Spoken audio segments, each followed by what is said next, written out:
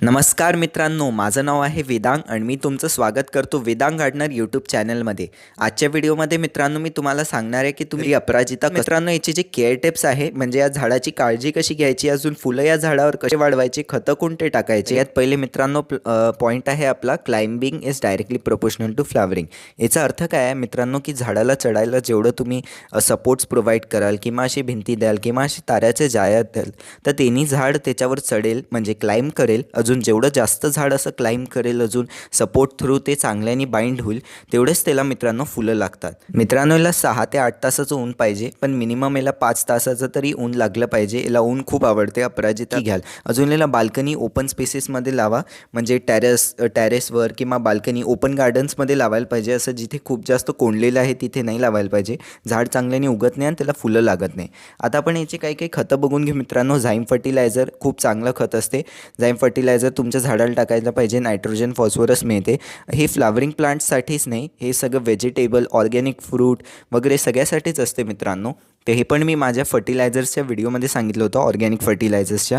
तर त्या व्हिडिओला नक्की पाहाल। हा व्हिडिओ संपल्यावर त्याच्या एंड स्क्रीनवर तो व्हिडिओ येऊन जाईल, त्या व्हिडिओला क्लिक करून त्या व्हिडिओला नक्की पाहू शकता। त्याच्यात डिटेलमध्ये याच्यापेक्षा अजून खतं सांगितले आहे। याच्यात मी 2च खतं सांगत आहे, त्याच्यात तुम्हाला 5-6 ऑर्गॅनिक खतं सांगितले आहे, ते तुम्ही घरी कसे वापरू शकता ते पण सांगितलं आहे। ते मित्रांनो ही ॲप्सम सॉल्ट बघू शकता तुम्ही, हे जी पांढरी क्रिस्टल्स आहे हे ॲप्सम सॉल्टचे। ॲप्सम सॉल्ट पण खूप चांगलं खत असते मित्रांनो। याच्यात मॅग्नेशियम असते, यांनी सेल वॉल स्ट्रॉंग होते झाडाची, आणि सेल वॉल स्ट्रॉंग होण्याने मित्रांनो त्याची फुलं वगैरे पण वाढतात आणि झाड जे असते मित्रांनो हिरवगार बनते। तर म्हणून मित्रांनो मॅग्नेशियम सल्फेट म्हणजेच ॲप्सम सॉल्ट पण तुम्हाला टाकायला पाहिजे। 1 लिटरमध्ये 1 चमचा टाकायचं, याचं चांगल्याने ते पाण्यात मिक्स करायचं आहे आणि झाडावर याची फवारणी खूप चांगल्याने करून द्यायची आहे। याने झाडाला खूप चांगले बेनिफिट्स मिळतात। आणि झाईम फर्टिलायझर मित्रांनो हे दाण्यासारखंच टाकायचं आहे। आपल्याला 1-2 चमचे घेऊन घ्यायचं आहे, जेवढं माझं पॉट आहे तेवढ्यानुसार आहे, आणि ते पूर्ण गोल करून चांगल्याने टाकून द्यायचं आहे। हे जे बघू शकता मित्रांनो हे मस्टर्ड केक फर्टिलायझर आहे, म्हणजे सरसोची खली, मोहरीच्या दाण्याची खत।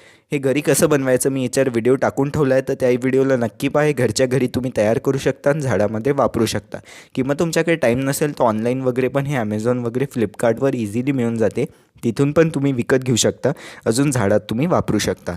हे खूप चांगलं खत असते मित्रांनो झाडासाठी, ते नक्की वापरायला पाहिजे, याने खूप जास्त फुलं लागतात। हे पाहू शकता झाईम फर्टिलायझर आहे। झाईम फर्टिलायझर असं तुम्हाला दाणे घ्यायचे आहे मित्रांनो। हे माझी कुंडी पाहू शकता, ही थोडीशी मोठी आहे, त्याच्यात मी 2 चमचे घेतलेले आहे, आणि हे पूर्ण असं राऊंड करून कुंडीमध्ये चांगल्याने आजूबाजू टाकून द्यायचं आहे। अजून मग याची चांगल्याने खुरपी करून द्याल आणि याच्यावर थोडंसं पाणी टाकून द्याल। याने आता हे फर्टिलायझर दिल्या गेलं आहे झाडाला। आणि हे पण जेवढे ऑर्गॅनिक फर्टिलायझर्स पण आहे मित्रांनो, याच्यात पण तुम्हाला थोडीशी गॅप द्यायची आहे। गॅप देतच तुम्हाला हे झाडामध्ये वापरायचं आहे। तशाच प्रकारे सगळे खत टाकायचं आहे। ॲप्सम सॉल्टला पण तुम्ही मातीत टाकू शकता, 1 चमचा असं घ्यायचं आहे, चांगल्याने झाडामध्ये याला टाकून द्यायचं, आणि स्प्रे पण नक्की करायचं आहे।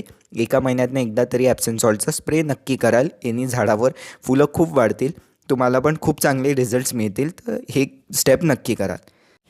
मग मित्रांनो लिक्विड फर्टिलायझरवरही व्हिडिओ टाकला आहे, तोही व्हिडिओ नक्की पहा। लिक्विड फर्टिलायझर पण महिन्यातनं एकदा टाकायचं आहे, याने सगळे मायक्रोन्यूट्रिएंट्स मिळतील झाडाला, अजून फुलं खूप जास्त लागतील। आणि जी वूड ॲश असते म्हणजे लकडीची राख, ती पण झाडामध्ये नक्की टाकायची आहे, याने पण फ्लावरिंग खूप वाढते। मग चौथा पॉईंट आहे की रिमूव्ह डेड ब्रांचेस वगैरे, जे पण सगळे ड्राय लिव्स असतात ते तुम्हाला झाडापासून हटवायला पाहिजे। आणि जे बिया पण असतात मित्रांनो, ते बिया पण तुम्हाला झाडापासून कापत राहायचे, जे शेंगा लागतात त्याला, ते वाढलेल्या शेंगा हटवायचे, याने फ्लावरिंग वगैरे झाडाची खूप चांगली वाढते। बेस्ट प्लेसेस मी तुम्हाला सांगून दिले, टेरेस आहे, बाल्कनी आहे, ओपन गार्डन आहे। मग 6वा नंबरचा पॉईंट आहे मित्रांनो, याची मुळं खूप स्ट्रॉंग असले पाहिजे, त्याच्यासाठी याची माती चांगली बनवायची। तर तुम्हाला 40% आपली नॉर्मल गार्डन सॉइल घ्यायचे, 30% कंपोस्ट घ्यायचं आहे। याच्यावर व्हिडिओ आहे चॅनलवर, नक्की पाहाल की कंपोस्ट घरच्या घरी कसं तयार करायचं आहे। 20% मित्रांनो रेती घ्यायची आणि 10% नीमखल्ली घ्यायचे। नीमखल्ली म्हणजे कडुलिंबाच्या पाण्याची खत, याच्यावरही डिटेलमध्ये व्हिडिओ बनवला आहे, तर त्या व्हिडिओला नक्की पाहाल। आणि जी मित्रांनो चिकट माती असते ती या झाडासाठी अजिबात वापरायची नाही, याने झाडाला कमी फुलं लागतील। 7वा नंबरचा पॉईंट आहे की याच्यासाठी पॉट सिलेक्शन, तर 10 ते 12 इंचीचं तुम्हाला पॉट याच्यासाठी घ्यायचं आहे। मग 8व्या नंबरचा पॉईंट आहे वॉटरिंगचं। समरमध्ये रोजच्या रोज तुम्हाला पाणी टाकायचं आहे, अजून ओव्हर वॉटरिंग विंटर्स, अजून मान्सूनमध्ये म्हणजे पावसाळ्या हिवाळ्यामध्ये पाणी खूप कमी टाकायचं आहे, जास्त पाणी बिलकुल नाही टाकायचं, ओव्हर वॉटरिंग झाडाला अजिबात करायचं नाही। 9वा पॉईंट आहे की प्रूनिंगचा, जेवढे जास्त याला ब्रांचेस असतील तेवढीच याला फ्लावरिंग होईल। तर 15 ते 20 दिवसात याची कटाई छटाई तुम्हाला चांगल्याने करत राहायचं आहे, झाडाला कापत राहायचं आहे, हलकं हलकं याची कटिंग टेस्टिंग करत राहायची आहे, याने झाडाला खूप चांगली ग्रोथ मिळेल. तर 15 नक्की कराल. 10व्या नंबरचा पॉईंट आहे बेस्ट फ्लावरिंग सीझन केव्हा असतो मित्रांनो, याला उन्हाळ्यात अजून पावसाळ्यात खूप चांगली फुलं लागतात, तर याची चांगल्याने केअर घ्या.